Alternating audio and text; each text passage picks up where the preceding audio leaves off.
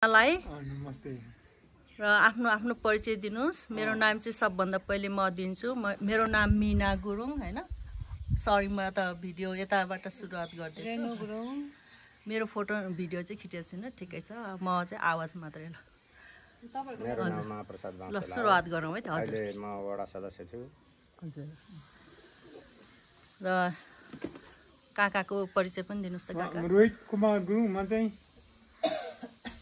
मिसनको इङ्ल्यान्डको administrative staff स्कुलको चाहिँ principal founder president. हाल चाहिँ म सोसियलमा सर्भिस गर्दै बस्छु। कहिले काहीँ क्याम्पस गरेर मैले आफ्नो जानेको कुरो अनुभव सेयर गर्छु, गर्ने काम गर्छु। हजुर हस् हस्, धन्यवाद। ल अब रिनाले पनि परिचय दिनुहोस् आफ्नो। म त रिना गुरुङ। म चाहिँ रुम्जाटारको चेली, रुम्जाटारको बुहारी अनि रुम्जाटारको सबै कुरा। ल हजुर भनिसक्नु। ल यहाँ पनि म रुम्जाटारको चेली, रुम्जाटारमा जन्मेर हुर्किएर बढेको मान्छे। तर अहिले चाहिँ धेरै वर्षपछि आए, रमाइलो छ। काका यहाँ दाइहरू सरहरूसँग सबैसँग भेट भएर अहिले ओडा कार्यालयमा छौँ हामी। ल धन्यवाद। म मीना गुरुङ। यहाँहरू सबैजनासँग भेट्न पाउँदाखेरि एकदम खुसी लागेको छ। र मेरो काका रोहित कुमार गुरुङ, उहाँ यस्तो जल्दो बल्दो एकदम युवक होइन, ओखलढुङ्गाको एउटा खम्बाई हुनुहुन्छ र स्टिल हुनुहुन्छ, अझै किप गोइङ। अब अलिकता यो 20 वर्ष 10 देखि 20 वर्षको अनुभव चाहिँ अलिकति सेयर गरिदिनुहुन्छ कि हामीलाई? र तपाईँको पहिले कस्तो हुनुहुन्थ्यो होइन, योभन्दा 20 वर्ष अगाडि? 20 वर्षभन्दा अगाडिको मलाई थाहा छ, र त्यसपछिको कुराहरू चाहिँ अलिकति मलाई जोडिदिनुहोस् न।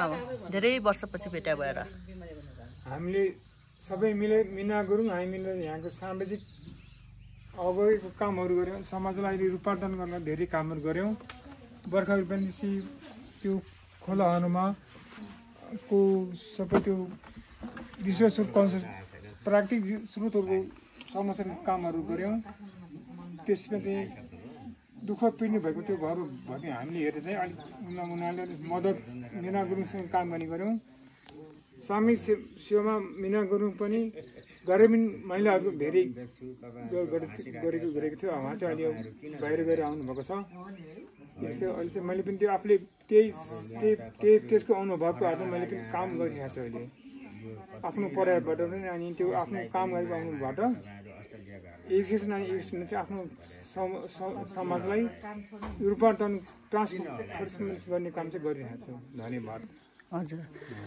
र अलिकता होइन, अब धेरै धेरै धन्यवाद काकालाई। र अझै अलिकता तपाईँको आफ्नो स्वास्थ्य स्थिति बारेमा पनि बताइदिनुहुन्छ। कसरी तपाईँ यस्तो हुनुभयो होइन, पहिले यस्तो राम्रो हुनुहुन्थ्यो मैले देख्दाखेरि, र अहिले देख्दाखेरि अलिकता अशक्त देखिन्छ, तर पनि आफ्नो स्थानमा आफ्नो प्रयास जारी छ होइन, स्वास्थ्यलाई अझ सुधार गर्ने चाहिँ अवस्था हुनुहुन्छ।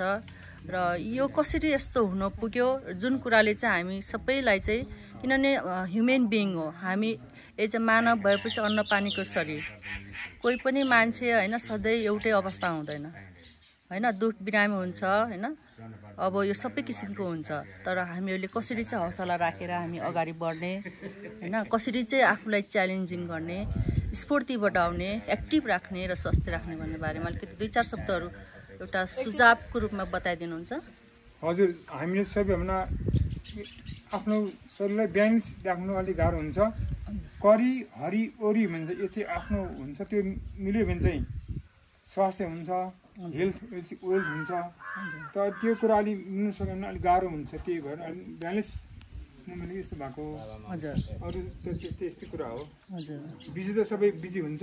हजुर। त्यो कुरा हो। त्यसमा अलि म्यानेज गर्नु गाह्रो हुन्छ। म्यानेजमेन्ट गऱ्यो भने चाहिँ हुन्छ। हजुर। नभए त्यो अलिक ब्यालेन्स अनब्यालेन्समा गाह्रो हुन्छ। त्यही त धन्यवाद। हजुर हजुर हस्, थ्याङ्क यू। अब नयाँ जेनेरेसनलाई केही सुझावहरू दिनुहुन्छ काका? जेनेरेसनमा चाहिँ उनीहरूले जसरी हो जान्नुपर्ने हो त्यो अनुसार अलिक जान्नु सकेको छैन। हाम्रो त्यही छ पहिलेको चरण। त्यो त टप लेभल त्यो हाम्रो देशको जो फिगर स्टार्ट बेसी पोजिसन भन्छ त्यो मिलेको छैन। त्यसलाई ब्यालेन्स गर्नु नसकेर हामीले अहिले चाहिँ हाम्रो सबै मान्छेहरूले दुःख पाउँछ। त्यसको लागि चाहिँ हाम्रो भूपेशी देशको अवस्था त्यो चाहिँ अहिले मिलाउन सकेको छैन। हजुर त्यो मिलाउन चाहिँ हामीलाई अलिक सबैले बुझ्नुपर्ने हुन्छ। हाम्रो नेसनल युनिटी हजुर अनि जुन छ त्यो नेसनल कोअर्डिनेसन हजुर राष्ट्रिय समन्वयमा त्यो मिलाएको छैन। हामी मल्टिलिङ्गल होइन बहुभाषी बहुजाति भएको देश हो, त्यही भएर त्यसलाई मिलाउन गाह्रो परेछ। तलदेखि भन्छ हजुर त्यो भयो मिल्छ। अनि काकाको विचारमा होइन अब योभन्दा अब 15-20 वर्ष अगाडिको विकास र त्यसपछिको होइन चेन्जेसहरू परिवर्तन कस्तो देख्नुहुन्छ? पहिलेको राम्रो कि अहिले राम्रो कि र अबको 10 वर्षपछि कस्तो देख्न चाहनुहुन्छ? राम्रो, तर अलि वातावरणमा ध्यान दिन्छ इन्भाइरोमेन्टलाई। इन्भाइरोमेन्ट फ्राइली हुनुपर्छ।